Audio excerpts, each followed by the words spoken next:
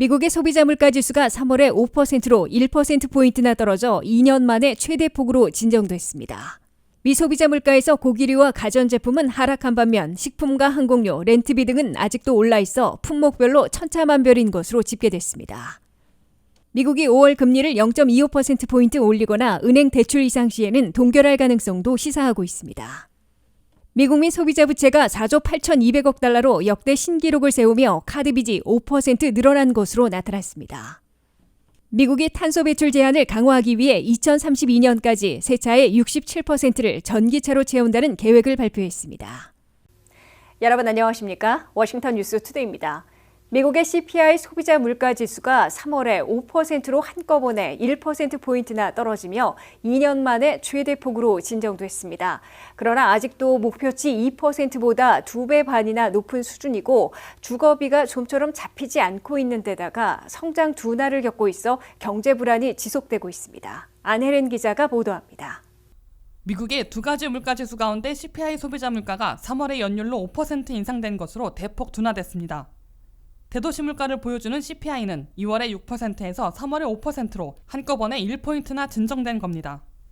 이는 2021년 5월 이래 근 2년 만에 최대폭으로 진정된 것으로 나타났습니다.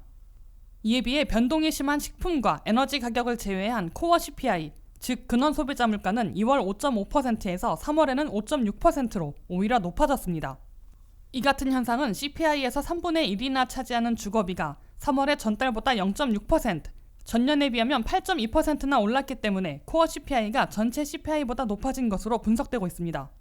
3월에 주거비 중에서도 렌트비는 전달보다 0.5%, 전년보다는 8.8% 오른 수준으로 집계됐습니다.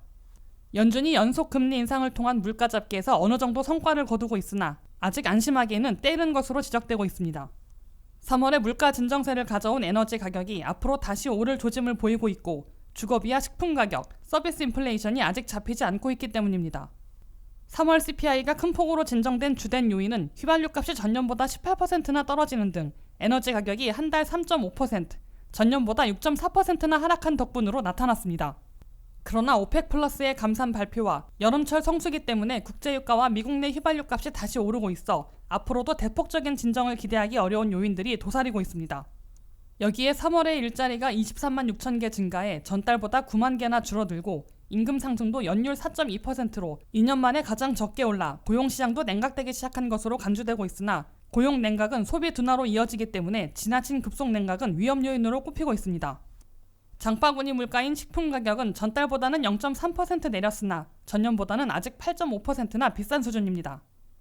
여기에 은행 파산에 따른 금융 불안으로 은행의 돈줄, 대출이 어려워지고 있어 사업체나 소비자들이 어려움을 겪기 시작해 고물가, 고금리의 금융 불안이 겹치면서 불경기 위험까지 다시 높아지고 있습니다. WKTV 뉴스 안혜련입니다. 미국의 3월 CPI 소비자 물가 지수가 5%로 2년 만에 가장 많이 진정됐지만 상품과 서비스, 품목별로는 천차만별인 것으로 집계됐습니다.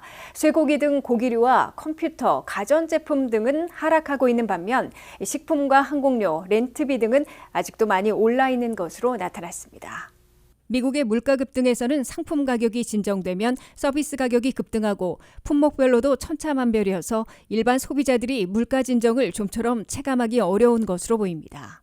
연방노동부가 12일 발표한 3월의 CPI 소비자 물가는 전년 대비 5% 인상된 것으로 나타나 2월에 6%에서 한꺼번에 1%포인트나 진정됐습니다. 그러나 일반 서민들이 체감하는 물가는 상품과 서비스, 품목별로 큰 격차를 보이고 있어 물가 진정을 수치만큼 체감하지는 못하고 있는 것으로 나타났습니다.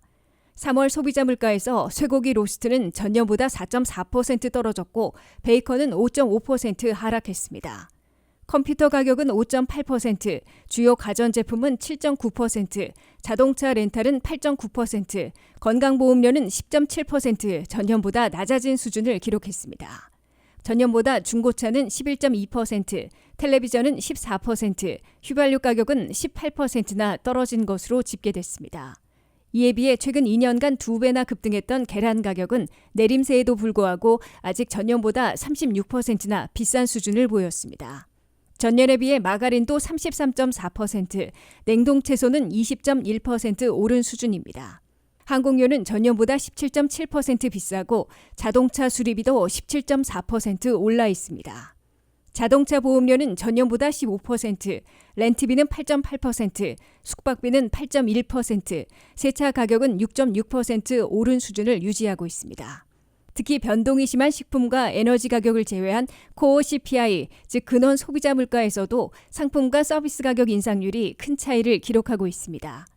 근원 상품 가격 인상률은 3월에 1.5%로 발표됐습니다. 반면 근원 서비스 가격 인상률은 3월에 7.1%나 인상된 것으로 집계됐습니다. 서비스 인플레이션이 아직 잡히지 않고 있고 곧 여행 성수기가 다가오고 있어 연준의 강력한 조치에도 불구하고 상당수 물가 급등을 조기에 진정시키기는 어려울 것으로 다수의 경제 분석가들은 내다보고 있습니다. 연준은 선호하는 PC, 즉 개인 소비지출 물가지수로 2월 현재 5%를 올 연말에는 3.3%로 낮출 것으로 예고해놓고 있어 목표치인 2%에 도달하기까지는 더 많은 시간이 걸릴 것으로 보입니다. 미국은 5월 3일에 기준금리를 한 번 더 0.25%포인트 인상하는 쪽에 무게를 두고 있지만 은행 대출에서 이상 조짐을 보이면 전격 동결할 가능성도 시사하고 있습니다. 연준 멤버들 가운데서도 뉴욕 연방은행장은 0.25%포인트 인상을 선호한 반면 시카고 연방은행장은 은행 불안을 이유로 동결을 고려해야 할 것으로 내비쳤습니다. 한면택 기자의 보도입니다. 미국 중앙은행 연방준비제도가 주시하고 있는 3월 고용에 이어 3월 CPI 소비자 물가지수가 나와 5월 3일 어떤 금리 정책 결정을 내릴지에 관심이 쏠리고 있습니다. 3월에 일자리 23만 6천 개 증가로 전달보다 9만 개나 감소해 크게 냉각됐지만 아직 양호한 수준이었고 3월의 CPI는 전달 6%에서 한꺼번에 1포인트나 낮아진 5%로 나와 연준에게 코스를 변경해야 하는 특별한 부담은 주지 않고 있는 것으로 해석되고 있습니다. 연준이 기존 코스를 유지할 경우 5월 2일과 3일 개최하는 FOMC 공개시장위원회 회의에서 한 번 더 0.25포인트를 올려 기준금리를 5 내지 5.25%로 끌어올린 다음 인상을 중지하고 올 연말까지 계속 유지하게 될 것으로 예고해놓고 있습니다. 기준금리 추이를 추적하고 있는 CME 그룹의 투자자들은 3월 CPI가 발표된 10일 현재 5월 회의에서 기준금리를 0.25포인트 올릴 것으로 내다본 비율이 73%로 동결할 것이라는 예상 27%를 압도했습니다. 다만 연준의 핵심 멤버들은 새로운 변수로 떠오른 은행 불안의 추이를 더 지켜보고 5월 3일 금리 0.25포인트 인상이냐 아니면 조기 동결이냐를 결정하게 될 것으로 시사하고 있습니다. 존 윌리엄스 뉴욕 연방은행장은 은행 불안에도 불구하고 여전히 물가 잡기에 주력해야 한다면서 5월에도 0.25포인트 더 올려야 한다고 강조했습니다. 반면 어스탄 굴스비 시카고 연방은행장은 금융 불안으로 은행들이 대출을 꺼려 사업체나 소비자들이 큰 어려움을 겪을 수 있어 금리 인상에 조심해야 한다며 사실상 조기 동결을 주장했습니다. 연준은 5월 3일 이전에 나오는 경기 지표들을 더 살펴봐야겠지만 특히 은행 파산 사태 이후 은행들이 대출을 줄이는 조짐으로 비즈니스와 소비자들 나아가 미국 경제 활동 전반을 위축시킬 조짐을 보이고 있어 이를 예의주시하고 있다고 월스트리트저널이 보도했습니다.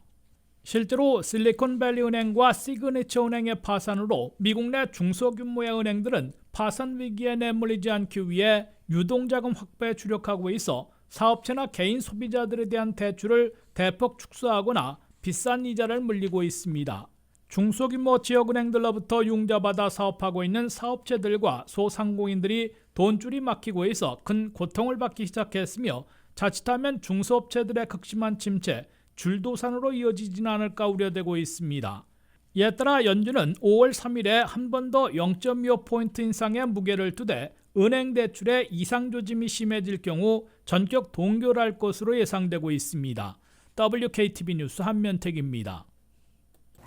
미국민들의 신용카드나 자동차 할부 등으로 지고 있는 소비자 부채가 2월 현재 4조 8,200억 달러로 역대 신기록을 세운 것으로 연방준비제도가 발표했습니다. 이 가운데 자동차 할부 융자와 같은 비회전 부채가 3조 6천억 달러로 액수는 많지만 1년 전보다 3.4% 늘어난 반면 신용카드와 같은 회전 부채는 1조 2,200억 달러로 5% 늘어나 카드 빚이 급증하고 있는 것으로 나타났습니다. 안혜린 기자의 보도입니다. 미국민들은 팬데믹 기간 중에 정부 지원금이나 저축을 다 쓰고 이제 신용카드를 많이 쓰고 있어 소비자 부채가 갈수록 늘어나 빚더미에 짓눌리고 있습니다. 연방준비제도의 새 보고서에 따르면 미국민 소비자들의 부채는 2월 현재 4조 8,200억 달러로 역대 신기록을 세웠다고 CBS 뉴스가 12일 보도했습니다. 이 같은 소비자 부채 총액은 전년 대비 1,835억 달러, 3.8% 늘어난 겁니다. 소비자 부채는 가계 부채 가운데 가장 덩치 큰 주택 모기지 등은 제외하고 물건이나 서비스를 살 때 쓰는 신용카드, 자동차 할부금 등을 집계하는 것으로 이번에 신기록을 세운 겁니다. 소비자 부채 4조 8,200억 달러 중에서 쓰고 갚고 다시 쓰는 신용카드와 같은 부채를 리볼빙 크레딧, 즉 회전 신용으로 부르고 있는데 2월 현재 1조 2,200억 달러로 전년보다 604억 달러, 5%나 증가했습니다. 반면에 자동차 할부 융자와 같은 비회전 신용의 사용액은 2월 현재 3조 6천억 달러로 전년보다 1,231억 달러, 3.4% 늘어났습니다. 신용카드 사용이 보다 빠르게 늘어나 매번 신기록을 갈아치우고 있는 겁니다. 신용카드 이자율은 기준금리 인상에 맞춰 역대 최고치로 급등하고 있는데 미국민들의 카드 사용과 카드 빚은 갈수록 늘어나고 있습니다.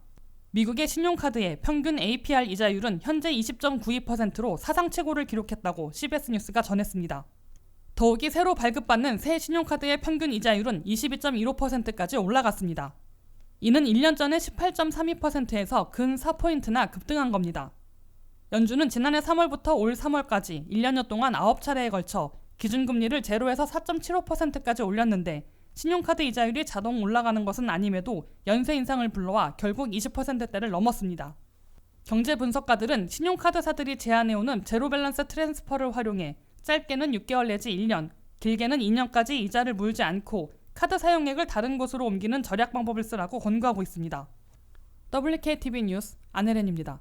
미국이 자동차들의 탄소 배출 제한을 대폭 강화하는 방법으로 앞으로 10년 후인 2032년에는 판매되는 새 차의 67%나 전기차로 채운다는 야심찬 에너지 전환책을 발표했습니다. 이는 바이든 행정부가 2030년까지 절반을 전기차로 채운다는 기존의 목표보다 더 확대하려는 것으로 해석되고 있습니다. 한면택 기자가 보도합니다. 바이든 행정부가 전기차를 중심으로 하는 에너지 전환의 가속 페달을 밟고 있습니다.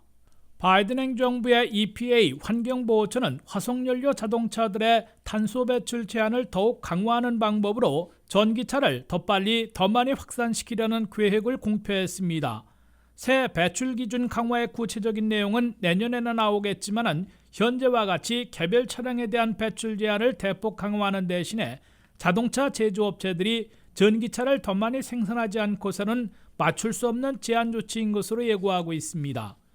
이 때문에 새로운 탄소 배출 제한 조치의 내용과는 상관없이 미국에서 전기차 비율이 더 빨리 더 많이 급등하게 될 것으로 예상되고 있습니다. 바이든 행정부는 새 규정이 2027년부터 2032년형 새 자동차들에게 적용되면 전기차 비율이 급등할 것으로 강조하고 있습니다. 앞으로 10년 후인 2032년에는 미국서 판매되는 승용차, SUV, 경트럭 등 새 자동차들 가운데 무려 67%는 전기차가 차지할 것으로 바이든 행정부는 예상하고 있습니다.